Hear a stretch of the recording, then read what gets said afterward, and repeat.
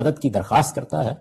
سورہ کی ابتدا جس جذبہ شکر کے اظہار سے ہوئی ہے، غور کیجئے تو اس کا لازمی نتیجہ ہے جو اس اعتراف و اقرار کی صورت میں بندے کی زبان پر جاری ہو گیا ہے۔ یعنی کیا ہوا ہے؟ وہ جذبہ شکر و سپاس، شکر تیرے ہی لیے، شکر اللہ ہی کے لیے، جہانوں کا پروردگار، جس کی شفقت ابدی، جو سراسر رحمت ہے، جو روز جزا کا مالک ہے، جس کے حکم سے، جس کی عنایت سے، جس کے کرم سے، جس کے فضل سے وہ دینونت ظاہر ہوگی جو انسان کے لیے آخری عدالت بن جائے گی، جس کے بعد ابدی زندگی شروع ہوگی، جس کے بعد وہ صلہ دے گا جس کے بارے میں وہ خود کہتا ہے کہ لا خوف علیہم ولا هم یحزنون۔ تو اس سے جو سپاس و شکر کا جذبہ پیدا ہوتا ہے، اس کا لازمی نتیجہ کیا ہے؟ اس کا لازمی نتیجہ یہی ہے کہ بندہ پھر اس کے سوا کسی کو الہ نہ مانے۔ یعنی یہ اس جذبہ شکر و سپاس کا لازمی ظہور اور لازمی نتیجہ ہے کہ بندہ اس بات کا اقرار کرے کہ لا الہ الا اللہ، اس اللہ کے سوا کوئی معبود نہیں ہے۔ اور جب اس اللہ کے سوا کوئی معبود نہیں ہے تو اس کا اظہار کس صورت میں ہوگا؟ اسی صورت میں کہ ایاک نعبد و ایاک نستعین، ہم تیری ہی عبادت کرتے ہیں اور تجھی سے مدد چاہتے ہیں۔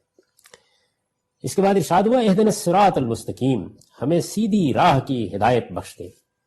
سیدھی راہ، اصل الفاظ ہیں اہدنا الصراط المستقیم، ان میں الف لام عہد کا ہے، یعنی وہ سیدھی راہ جس کی وضاحت آگے کی آیت میں کی گئی ہے۔ قرآن مجید میں یہ جو صراط مستقیم ہے یہ دو پہلوؤں سے آتا ہے۔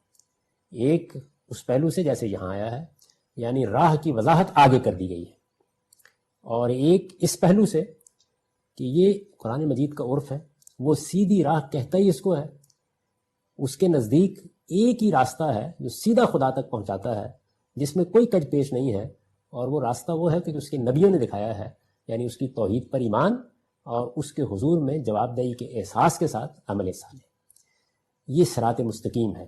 یہاں آگے اس کی وضاحت کر لی گئی ہے، ہمیں سیدھی راہ کی ہدایت بخش دے۔ آیت میں اہدنا الہ کے بغیر آیا ہے، یعنی اس فعل کے استعمال کی ایک صورت یہ تھی کہ اس کے بعد الہ کا صلہ آتا، اہدنا الی الصراط المستقیم، ایسے ہوتی آیت، یہ اس طرح نہیں ہے۔ آیت میں اہدنا الہ کے بغیر آیا ہے، چنانچہ عربیت کی روح سے اب اس کا مفہوم صرف اسی قدر نہیں رہا کہ ہمیں سیدھی راہ دکھا۔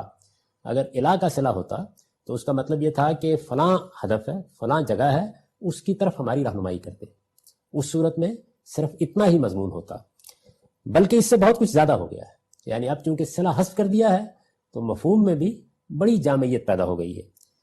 کیا چیز پیدا ہوئی ہے؟